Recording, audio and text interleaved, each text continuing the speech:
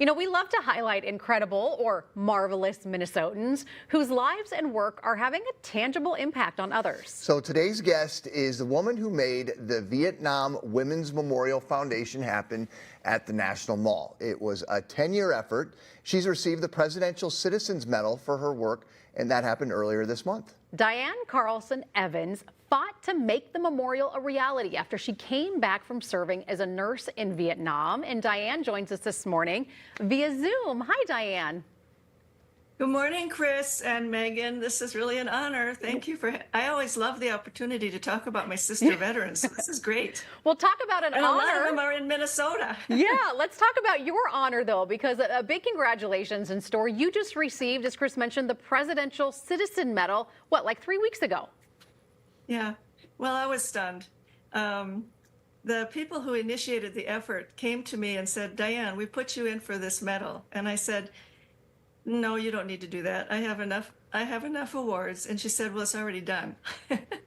We've already engaged lots of people who are willing to send letters, and then Senator Tester from Montana nominated me and with a nice letter, and it was pretty stunning. And then when I actually received it, I got a call from the White House saying I'd received this award, and I said, "Well, I'll accept it on behalf of all my sister veterans who served during the Vietnam era." And there were 265,000 of us who served around the world. We weren't just nurses in Vietnam and other women in serving in Vietnam who were in other specialties. We had Army, we had Navy, we had Air Force, and we went where we got orders to go. And I kind of begged to go to Vietnam. I told the recruiter, I said, "I will join the Army if you let me go to Vietnam."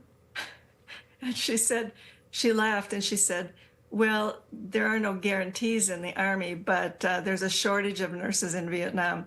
So off I went from our Minnesota farm where I grew up. My brother Maynard still farms it. It's 5 generations. Our Swedish immigrant family homesteaded the farm in 1863 in Buffalo, Minnesota.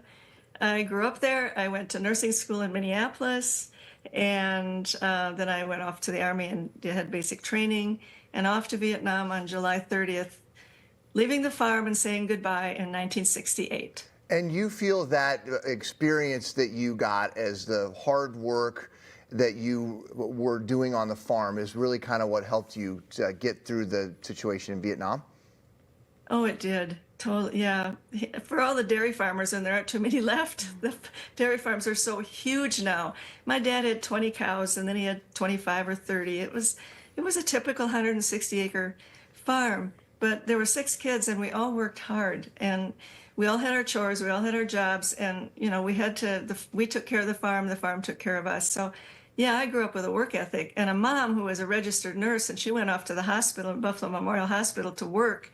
Plus she had a big garden, and yeah, it was a lot of work, but my parents were great. My mom was my North Star, and I have to just quickly tell you that 10 years that it took to honor my sister veterans was long and hard, and it was pretty stunning, the pushback and the animosity and those mostly men in power who didn't think that women deserved a memorial on the National Mall. Who were we? What had we done anyway? They came all up with all these ludicrous, irrational reasons why women shouldn't be honored on the National Mall. And of course, my testimony was all about who these women were, what they had accomplished, how they contributed to our nation. And of course, I always like to say I thought the women were the most important contingent in Vietnam because we were there to save lives. Over 300,000 men were wounded in Vietnam. Over 58,000 of them, their names are on the wall. We were with them, not just the nurses, the Red Cross women, and women in support of the armed forces. And I just strongly believe that these women deserved recognition and honor like we give the men. And the men were getting this statue, and the statue looked like men. And I thought, well, now we need a statue that looks like women. But, I developed a lot of allies in Minnesota, and when I was living in River Falls, Wisconsin. And I was living in Northfield, Minnesota, when we were finishing the work for the memorial and had the dedication on Veterans Day 1993. And that's a video that we're seeing right now. Looks like this was a feed from C-SPAN. This moment Oh, that I you, look so young. yeah, well, this moment that you had worked so hard Yeah. for up to this point to make this happen, and for this now to be on display for everybody to see, for history to recognize. You also wrote a book about this process and this journey. Can you tell us a little bit about that? Yes, I can. It took 50 years for me to write that book. And in the introduction, I tell the people why. Why did I wait so long? I had a book burning inside of me. I wanted to talk about my sister vets. I was always defending them. Like, these women were amazing. I worked with them. They were heroes. And so were the men that we took care of, our soldiers, airmen, Marines, all the men we were privileged to care for as nurses. I speak as a nurse now. And our beds were always full in these evacuation hospitals in 1968 and 69. Not only did we work hard, but we were rocketed. We were mortared. We were in perilous, risky conditions. Sharon Lane's name is on the wall. She was enemy fire. She was hit by shrapnel in her neck, and in seconds she was gone. Her name is on the wall. And the other 7 nurses, their names are on the wall too.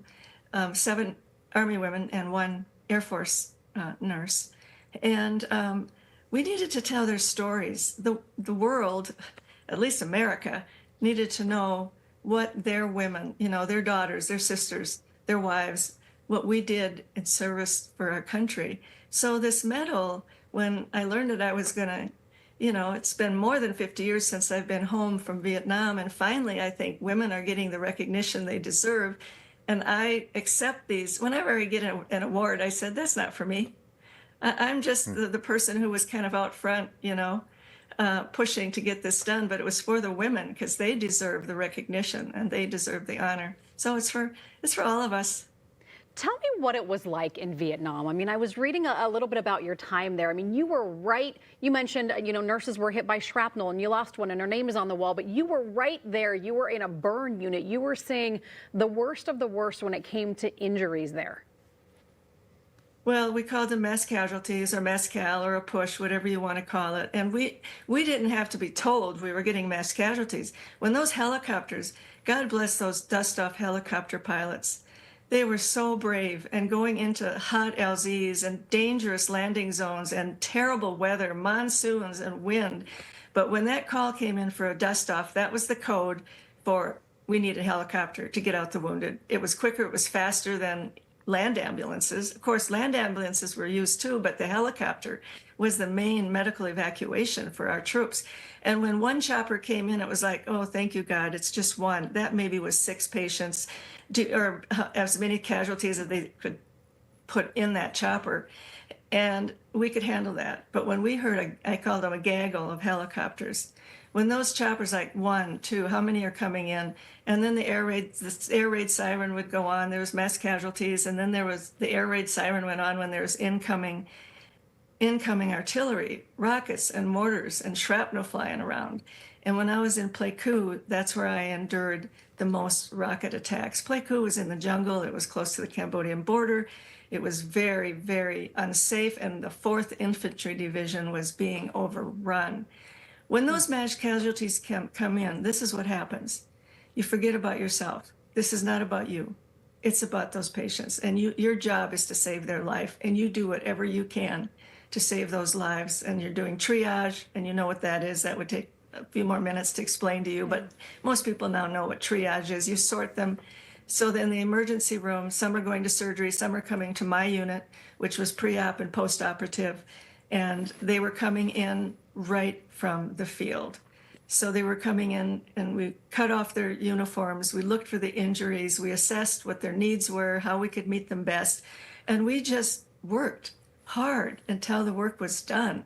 Our shifts were 12 hours, but I say, well, maybe 13, 14, 15, whatever it took to get the job done and help the next shift coming on. Well, Diane, and then Dan, unfortunately, we're out of time right now. Yes. We've got to leave it there. I would love to continue the conversation, but thank you so much, and thank you for your service and everything that you and your sisters have done. If you'd Thank you. And as you could tell, I can talk forever about my sister. And I would love to do a Thank whole you. show with you. We do have a couple other things to get to. So if you'd like to learn more about Diane and find her book, head to minnesotalive.com. We'll put a link there for you.